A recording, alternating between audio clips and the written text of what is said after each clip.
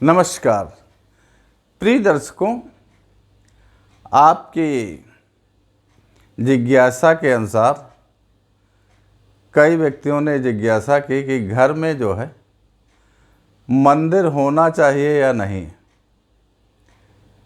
तो आपको हम इस बारे में आज जो है कुछ विशेष जानकारियाँ दूंगा कि घर में मंदिर उसी तरीके से ज़रूरी है जिस तरीके से शरीर को भोजन, हवा और पानी की आवश्यकता होती है। इसी तरीके से जो है आस्था के लिए घर में मंदिर भी होना ज़रूरी है। लेकिन घर के में मंदिर किस तरीके से बनाया जाता है और बाहर मंदिर किस तरीके से बनाया जाता है। घर में जो है नित्य प्रति पूजा करने के लिए घर में भी एक मंदिर का स्थान बनाया जाता है। तो उसके संदर्भ में हम आपको जानकारी दे रहे हैं। नंबर 1,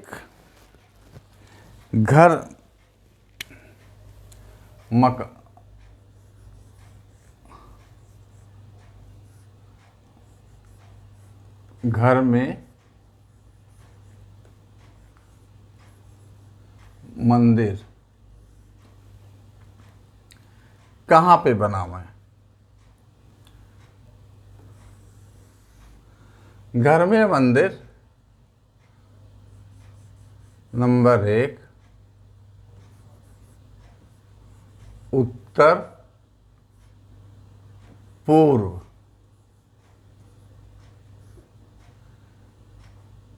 के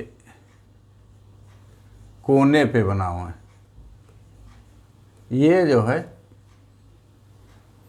कोने पर बना हुआ है।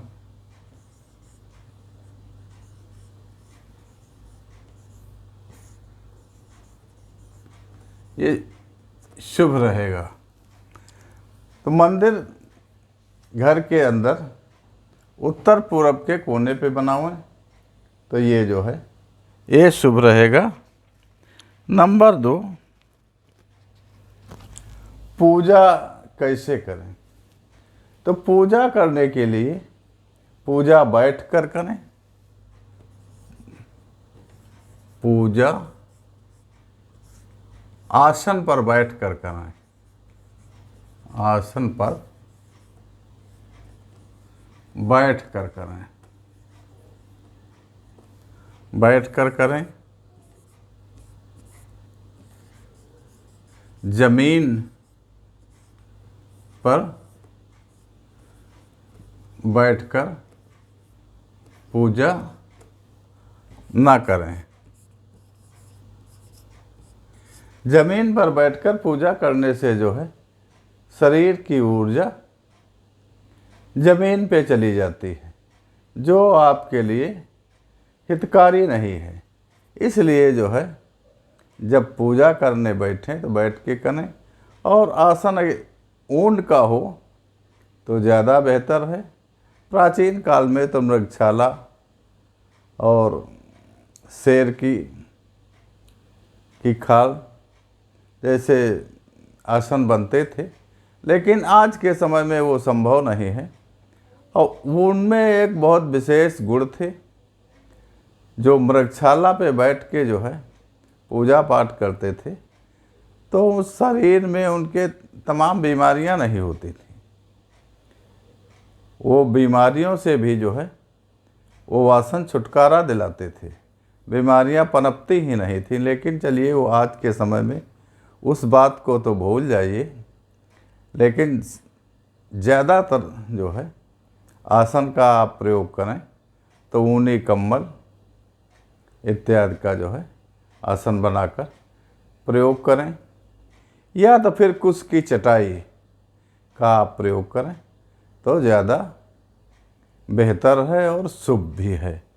नंबर 3, पूजा के समय आप मुख किधर को रखें। पूजा के समय जब आप जो है यार उत्तर पूरब की दिशा में मंदिर बनाएंगे तो आप जब बैठेंगे तो आपका मुंह उत्तर की दिशा में होगा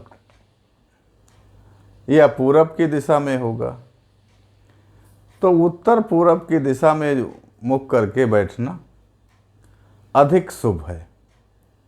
लेकिन शाम को संध्या करते समय पश्चिम की तरफ मुख करके बैठना भी शुभ रहता है।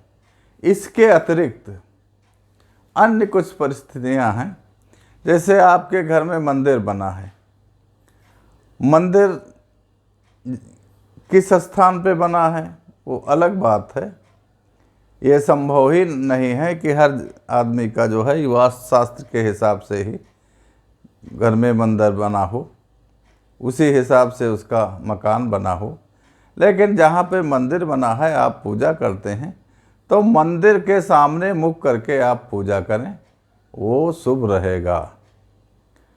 अगली जो है बात हम आपको ये बताना चाहेंगे कि दीपक आप जलाते हैं पूजा करते समय, तो दीपक को आप जमीन पे न रखें। दीपक के नीचे चावल इत्यादि एक कटोरी में करके या किसी पात्र में करके या जैसी आपकी वहाँ पर स्थिति हो, तो दीपक के नीचे थोड़े चावल डाल करके उसके ऊपर आप दीपक रखें।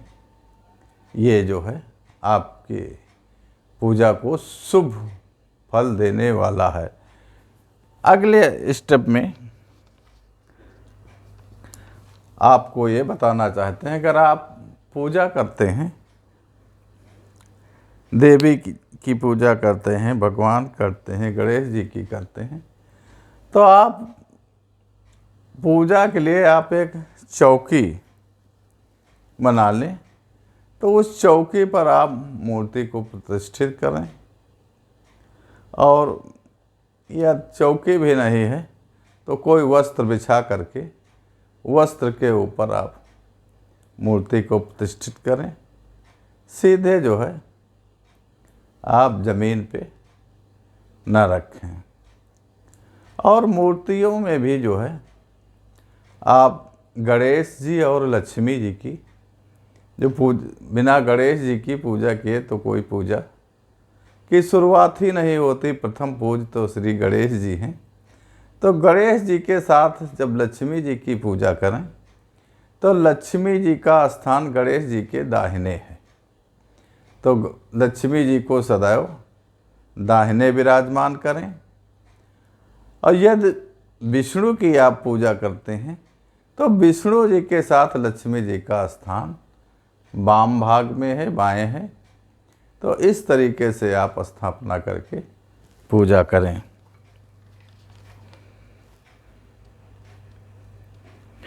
इसके अतिरिक्त कुछ चीज़ें और जो है, जैसे घर में आप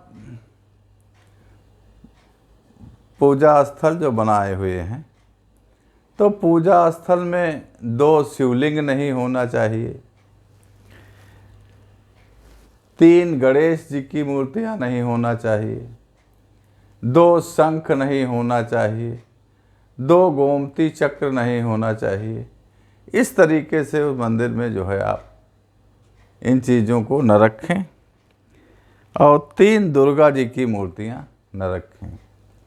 लेकिन इसमें भी कहीं शास्त्रों में ये नहीं मिलता है, मूर्तियों के बारे में तो मिलता है, लेकिन आजकल जो है ये जो चित्र चल रहे हैं, फ़ोटो चल रहे हैं, तो कहीं फ़ोटो के बारे में कोई उल्लेख नहीं है कि फ़ोटो आप इतने नहीं लगा सकते हैं। जो कुछ विवरण मिलता है तो मूर्ति के लिए मिलता है।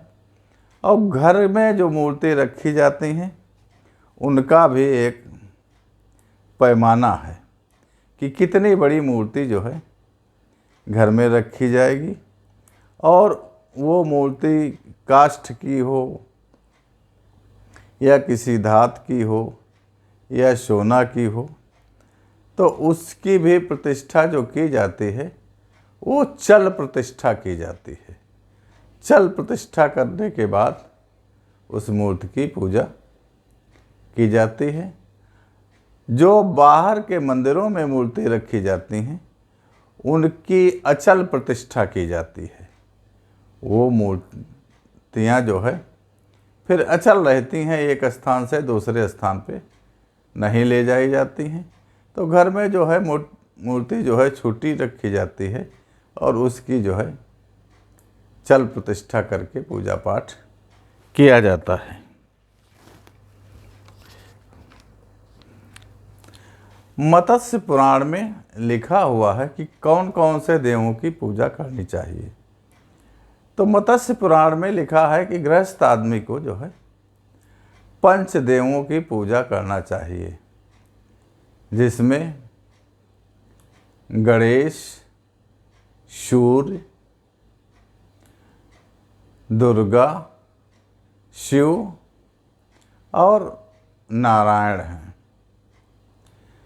तो पंच देवों की पूजा जो है शुभ बताई गई है। इसका विवरण मत्स्य पुराण में मिलता है। अगली कड़ी में आप जब पूजा करते हैं तो किस देवता को कौन से पुष्प अर्पित करें। तो सबसे पहले हम माँ दुर्गा की उपासना में जो है आप जो पुष्प अर्पित करते हैं तो माँ को गुड़हल का पुष्प बहुत प्रिय है, और गुड़हल के अतिरिक्त आप माँ दुर्गा की उपासना में लाल पुष्प अर्पित करें। ये माँ को बहुत प्रिय हैं। लेकिन कुछ पुष्प जो है शिव जी को प्रिय हैं, जैसे आक का फूल, आक जिसको यहाँ मदार भी कहते हैं। कई कई क्षेत्रों में अपने अपने हिसाब से नाम कुछ बदल जाते हैं। तो उसका पुष्प शिव जी को तो बहुत प्रसन्न है, लेकिन वो पुष्प माता जी को नहीं चढ़ाया जाता है। तो इस तरीके से जो है आप माता की उपासना में लाल पुष्प अर्पित करें। गुलाब है, कमल है और गुड़हल है इत्यादि माँ जी को जो है रक्त पुष्प जो है ज़्यादा प्रिय हैं। अगली में भगवान विष्णु की उपासना में जो है आप केवड़ा, कमल और कनेर, इस तरीके के आप जो है गुलाब, सभी फूल जो है आप इस तरीके के जो है अर्पित कर सकते हैं, जो कि भगवान नारायण पे को प्रिय हैं। शिव जी के लिए जो है आप क्या क्या चीज़ पूजा में अर्पित करें, कौन कौन से पुष्प। शिव जी को सबसे प्रिय पुष्प जो है वो आक का है, जिसको मदार कहते हैं, सफ़ेद होता है। वो शिव जी को बहुत प्रिय है पुष्प। और शिव जी के पूजा में आप बिलपत्र का प्रयोग करें, जो शिव जी को बहुत प्रिय है। शमी पत्र का प्रयोग करें, ये आप शिव जी को बहुत प्रिय है। शमी का फल जो है ये भी बहुत प्रिय है। लेकिन शिव जी की उपासना में आप केवड़ा और केतकी का पुष्प ना अर्पित करें। यदि आप केवड़ा या केतकी का पुष्प अर्पित करते हैं तो एक पुष्प अर्पित करने पर 100 ब्रह्म हत्या के बराबर आपको पाप के भागी होंगे आप। तो इसलिए शिव जी की उपासना में केवड़ा केतकी का पुष्प वर्जित है।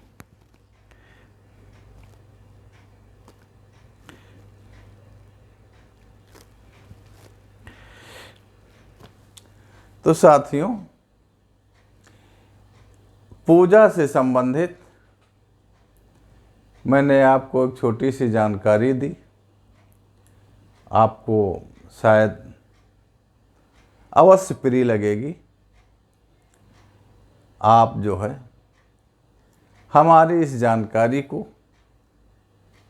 अपने इष्ट मित्रों तक शेयर करें, लाइक करें। यदि आप हमारे चैनल पर नए हैं तो आप इसको सब्सक्राइब करें। पूरा वीडियो देखने के लिए आपको बहुत बहुत धन्यवाद। नमस्कार।